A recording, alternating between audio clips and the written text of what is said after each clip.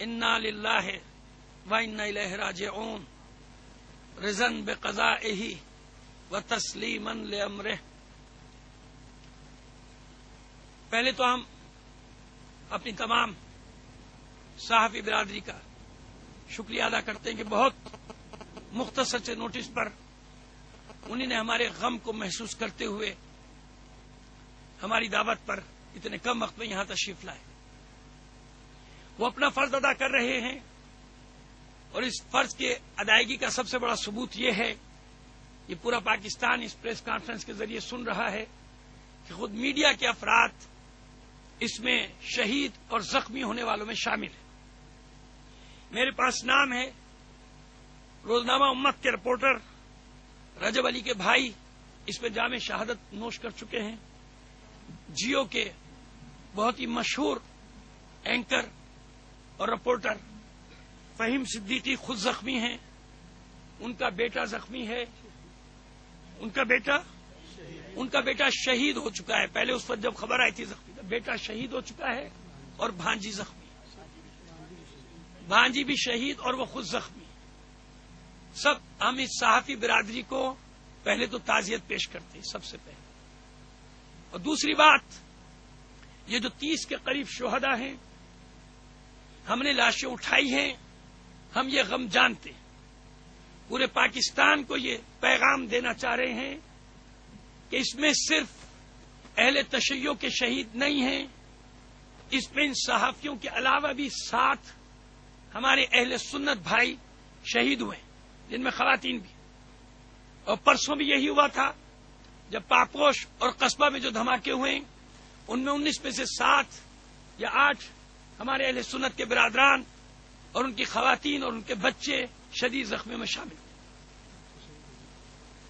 ایک بچی جس میں سے بعد میں جام شہادت نوش کر گئی، اور اس کے ساتھ ہی ایک رینجرز کا جوان بھی اس سانحے میں آج کے شہید ہوا۔ اب میں آتا ہوں اصل بات کی طرف۔ ہماری ایک برادری رہ گئی، بوہری برادری، جو آپ جانتے ہیں کہ عزاداری میں ہر سال بہت ہی پرجوش طریقے سے شریک ہوتے ہیں، سبیلیں بھی لگاتے ہیں، نوئے خانی، مرثیہ خانی، سینہ زنی، سب ان کے بھی کئی افراد اس میں شہید ہیں۔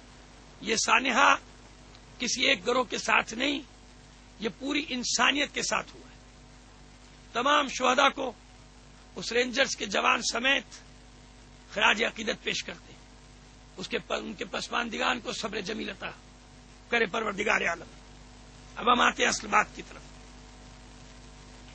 عزیزان محترم، آپ کے سامنے جو ملک کی صورتحال ہے اور جس طرح دہشت گردوں نے اس پورے ملک کو یرغمال بنایا، ہمیں یہ کہا جاتا ہے بظاہر، یہ ہمیں داؤ پیچ دیے جاتے ہیں کہ جیسے یہ دہشت گرد امریکہ کے خلاف ہے۔ بعض بہت ہی منافقانہ رویہ رکھنے والی ناکام سیاسی پارٹیاں اور ناکام مذہبی جماعتیں ان دہشت گردوں کی دہشت گردی کے لیے جواز تلاش کرتی ہیں، یہ ان کو سپورٹ کرتی ہیں، یہ ایسے بیان دیتے ہیں، یہ ایسے انٹرویو دیتے ہیں، یہ ایسے پروگرام کرتے ہیں، ان کے لیے جواز فراہم کرتے ہیں کہ ان کے ساتھ یہ ہوا تو یہ ہوا۔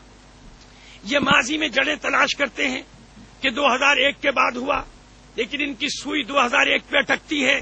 یہ 1977 کے عامر جنرل کی طرف نہیں جاتے جس کا انہی نے سب نے ساتھ دیا، اور اس زمانے میں اس دہشت گردی کے بیج بوئے گئے تھے۔ یہ وہاں تک کیوں نہیں جاتے کہ یہ خود اس کے دست و بازو تھے اور ان دہشت گردوں کو پالنے میں شریک تھے۔ دوسری بات، یہ امریکہ کے دشمن نہیں ہیں۔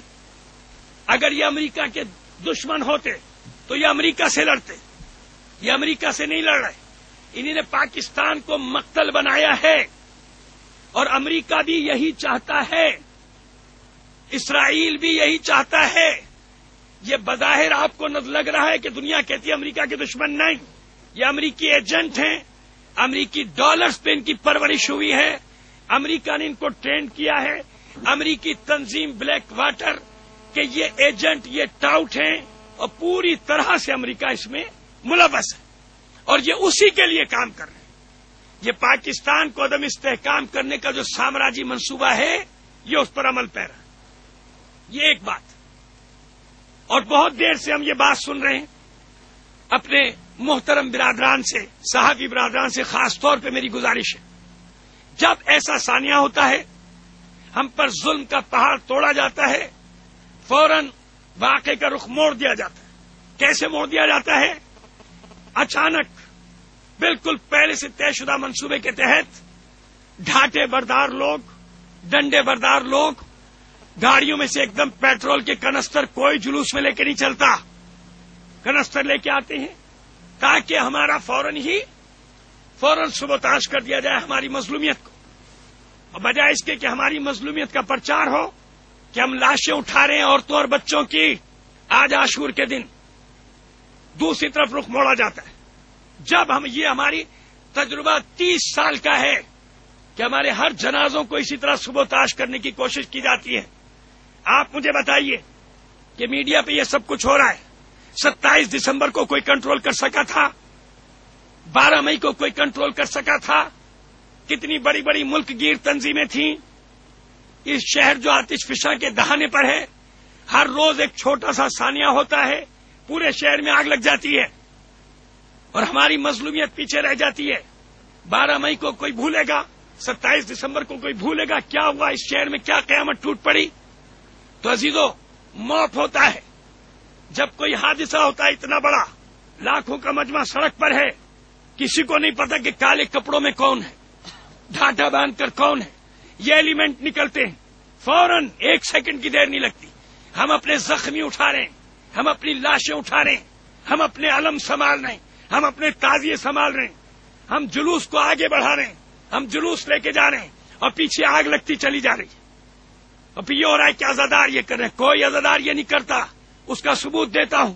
مجھے بتائیے، یہ جو دھماکہ ہوا آج اور جو جواز پیش کرتے ہیں ان دہشت گردوں کی ہمدردی کا اور ان کو شے دیتے ہیں کہ یہ کام کرو، یہ عزاداروں کا جلوس جو جا رہا تھا، اس نے کس کو تکلیف پہنچائی تھی؟ کس کو پتھر مارا تھا؟ کس کو آگ لگائی تھی؟ یہ اپنے سینے پر ہاتھ مار رہے تھے، دوسرے کے نہیں. کیا دشمنی دین سے؟ ہم حسینیت کا پیغام دے رہے تھے، امن و امان کا پیغام دے رہے تھے، لیکن مسلسل ہمارے ساتھ ہی انتظامیہ. 8 محرم کو دھماکہ ہوا پاپوش نگر میں، فوراً انتظامیہ کا بیان آ گیا، گیس کا سلنڈر پھٹ گیا کار میں. اتنا تو عام آدمی کو بھی پتا ہے، ہمارے ان انویسٹیگیٹرز کو نہیں پتا کہ گاڑی میں سلنڈر پیچھے ہوتا ہے، آگے نہیں ہوتا. اور آپ میڈیا نے اس کی تصویریں چھاپی کہ آگے سے گاڑی تباہ ہوئی تھی، پردہ ڈال دیا. 9 محرم کو دھماکہ ہوا قصبہ میں، ٹرک ٹینک میں گٹر میں گیس تھی وہ پھٹ گئی. آج کیا ہوا؟ آج کی تعبیر کیا کریں گے؟ یہ ڈال دیں گے کسی سوسائٹ پہ، اور ایک پہ ڈالنے لگے تھے. خدا کا شکر ہے کہ اس کو پہچاننے والے پہنچ گئے. ہمارے آدمی کو کہ جو بری طرح سے مسخ ہوا، ٹکڑے وہ اس کو لے گئے تھے. ہمارے ایک بہت بڑے یہاں کے ترم خواہ ہیں، وہ لے گئے تھے تصویریں کہ یہی دہشت گرد لگتا ہے. وہ تو خدا کا شکر ہے کہ اس کے وارث سب پہنچ گئے. تو یہ بڑی آسانی سے اپنی بلا ٹال دیتے ہیں، دہشت گرد خود کش تھا چلا گیا، ہم نہیں جانتے. مگر جو بات ہم جانتے ہیں وہ یہ ہے کہ اس شہر میں سب جانتے ہیں کہ کہاں کہاں دہشت گردوں کے اڈے ہیں، کون سے مقامات ہیں جہاں پر ہر جمعے زہر پھیلایا جاتا ہے، آگ اور خون کی بات کی جاتی ہے. پہلی محرم سے آج تک سب ایجنسیوں کو معلوم ہے کہ کون سا گروپ کتنا زہر پھیلاتا رہا، اور ہماری طرف سے مسلسل امن کی بات، مسلسل خاموشی. ناگن چورنگی پہ آپ نے فلمیں دکھائی، میں نے نہیں دکھائی، میڈیا نے دکھائی، اور حکومت نے ان کو دی کہ دکھاؤ. اسلحہ پکڑا گیا، لوگ پکڑے گئے، 2 دن بعد چھوڑ دیے گئے. یہ اعلان کرتے ہم نے اتنے دہشت گرد پکڑے، اتنے دہشت گرد پکڑے، مگر کبھی یہ خبر نہیں آتی کہ کتنے گھنٹے بعد چھٹ گئے. 1 دن بعد ان کو چھوڑ دیا جاتا ہے، 2 دن بعد چھوڑ دیا جاتا ہے. حساب لگائیے پکڑے جانے والوں کا اور بتائیے کہ کتنوں کو انہوں نے سزائیں دی. آزاد پھر رہے دہشت گرد. کیوں؟ وہ کالی بھیڑیں موجود ہیں جو ان کی سرپرست ہیں، جو ان کو چھڑواتی ہیں، جو ان کے اسلحے کی بھری ہوئی کاروں سمیت جب یہ پکڑے جاتے ہیں